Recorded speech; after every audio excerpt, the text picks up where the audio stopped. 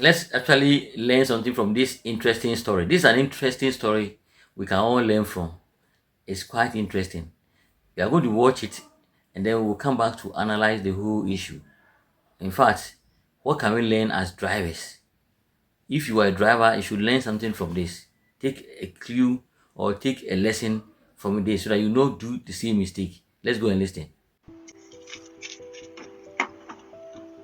A 19-year-old man died in a car crash after stealing a vehicle with mechanical defects, and his mother later received $1.8 million in compensation after suing the car's owner. According to court records, the vehicle involved was owned by Daniel Thompson, whose car inspection had been expired for 9 months and whose braking system was later confirmed to be faulty. Despite knowing about the mechanical issues, the car had not been repaired. Surveillance footage later showed 19-year-old Jordan Williams stealing the black vehicle late at night, unaware of the brake failure. After taking the car, Jordan attempted to flee the area and became increasingly panicked, accelerating to approximately 90 miles per hour. As he approached an intersection, he tried to slow down but discovered the brakes were not working. Traffic cameras captured the moment the car slammed into a brick wall at high speed. Jordan was not wearing a seatbelt at the time of the crash. According to the medical examiner, the violent impact caused catastrophic internal injuries, including organ rupture and a fractured spine. Police arrived shortly afterward and pronounced Jordan dead at the scene. 2 days later, Jordan's mother filed a civil lawsuit against Daniel Thompson, arguing that the owner knowingly allowed a dangerously defective vehicle to remain in service with an inspection long overdue. She claimed Daniel's negligence directly contributed to her son's death and initially sought $3.6 million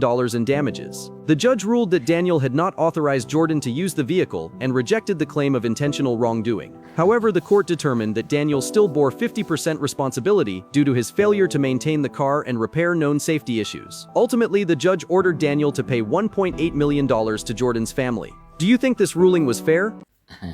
So, what can we learn? See, this is a very serious issue, a typical issue that can happen to you or can happen to everybody. You see, this man parked his car and not knowing the car has brake fault, and he was supposed to also do the inspection. The inspection has expired, he hasn't done it. So the car has a defective issue. The car was not actually fit for purpose, was not worthy to be driven. But this boy, this 19-year-old boy, went to steal the car. You see the issue. And once he was driving, he was actually driving at 90 miles per hour. Can you imagine? He didn't know. But in fact, in the end, this young man has to pay. He had a crash. He has to pay. And the mother has to file a civil suit against the owner, Mr. Daniel. So I was asking, was it the fault of Mr. Daniel? But the problem is that Mr. Daniel did not do what he was supposed to do when there were mechanical faults. Mr. Daniel did not fix those mechanical faults, and so the mother of this boy sued Mr. Daniel for $3.6 million. Wow, 3.6. Oh, I park my car. You have come to take the car, and now you are now there's a problem. I'm going to bear the cost. Yes, because he did not do so. What are you learning as a driver when you are supposed to fix certain mechanical issues and certain things, physical issues about the vehicle, and you're not doing about your car, you're not doing? It can lead to a very serious issue for you. So you see, the law is working. Therefore, the law works somewhere. Oh. So the judge also did very well. The judge said, no, Daniel, no, did not ask the young man to go and drive the car.